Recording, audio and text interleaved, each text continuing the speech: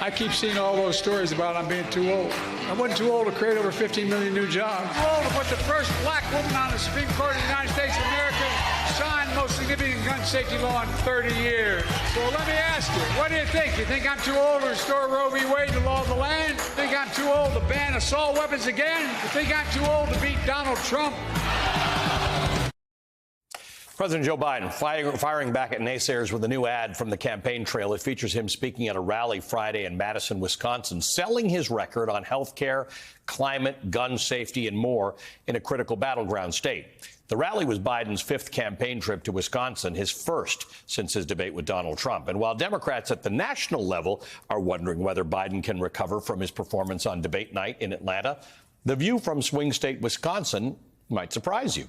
The chair of the Wisconsin Democratic Party, Ben Wickler, telling reporters last week, quote, he did not believe the dynamic of the race was changed by Biden's performance at the debate when he was often groping for words. A crucial set of voters has reservations about both candidates, Wickler said, and that remains the case, end quote. Joining us now is Ben Wickler, chair of the Democratic Party of Wisconsin. Ben, good to see you again. This is an interesting point. It's an important point because usually there are turning points in campaigns, and there are a lot of people who think the debate was a turning point. And then within about a week, you see the effect that they've had. We've seen this for, campaign after campaign. That didn't really happen here. People are largely locked into where they are. There's been some movement, some of it negative for Joe Biden. In a couple of instances, it looks like there has been no movement. But tell me what you're seeing on the ground. I appreciate it. It's great to be with you here. And it was a rough debate. And then our volunteers fanned out across Wisconsin, knocked on tens of thousands of doors. And you know what no voters told our volunteers when they were talking to them the weekend right after the debate? Nobody said that Biden seems so old in the debate that I now want doctors to be jailed if they provide abortions. Nobody said Biden seems so old that I think billionaires should pay less taxes so that my prices can be jacked up by special interests. Nobody said that. The stakes in the debate are still what they were before. In fact, they're higher after the Supreme Court decision. And our job, our path to victory in this election is to make the stakes for freedom, for democracy, for working people, the core thing people are voting on in November. Yeah, so in fact, to the degree that the election is binary, the other side of the binary stays the same. Donald Trump, who this week tried very creatively, last week tried very creatively to say, I don't know what this Project 2025 is, don't know what it's about, don't agree with it, don't know what it is, but I don't agree with it, which is typical Donald Trump inconsistency. But that's true. I mean, people vote on abortion, people vote on their finances, people vote on their wages, they vote on inflation, they vote on health care, they vote on a lot of things. And the debate performance didn't change that for a lot of people. That's right. And when voters watched the debate, Biden was raspy and sometimes he lost track of the sentence, and then he came back and made very clear that he's on the side of working people. Donald Trump was very clearly on the side of himself. And there were voters who hadn't seen Trump in a long time who watched that debate and were shocked when Trump tried to make it sound like Nancy Pelosi had organized January 6th. They knew full well that Donald Trump was the guy who tried to overturn the election and shred our democracy and kick voters in the teeth. So those issues that have motivated Democrats to victory in Wisconsin in the governor's race in 2022, the Supreme Court race in 2023, those are still right here. And they're right here as the Republicans prepare to come to Wisconsin for their convention next week. We have the Democratic Party has billboards and the sides of buses all over Milwaukee reminding voters about what the stakes are. And the Republican Party really doesn't have a path to run away from the thing that Trump's own team has set out with Project 2025, a blueprint for a Trumpian dictatorship.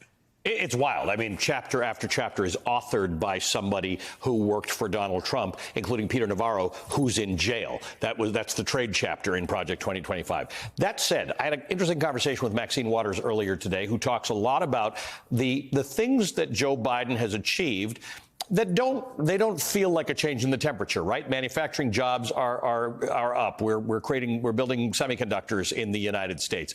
Infrastructure is being fixed. If you buy insulin, you're capped on how much you'll pay for it.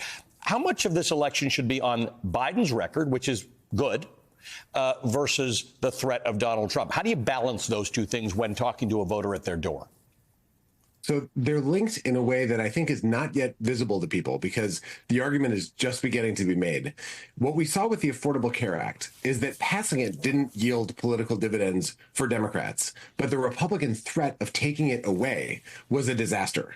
Joe Biden right now has expanded health insurance to millions more people. Donald Trump still wants to repeal the Affordable Care Act and kick tens of millions of people off of their health insurance, remove protections for people with pre-existing conditions. Biden has passed the Inflation Reduction Act, the biggest climate investment. Now there are big projects going up all over the country. Trump wants to repeal it.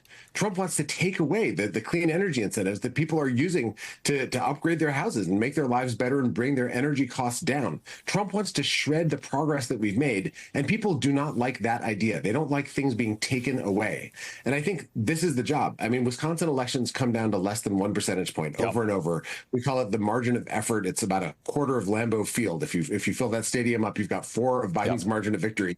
That means that if someone volunteers at wisdems.org, talks to voters, and lays out what Trump will do to them if he gets in office, and they lay out Biden, and you make the case. That pivots right into the abortion discussion because it's a rights taken away. There are people who voted against taking rights away in some of these states that have had these statewide votes who may, I don't know what their view on abortion is, but they certainly don't want Handmaid's Tale.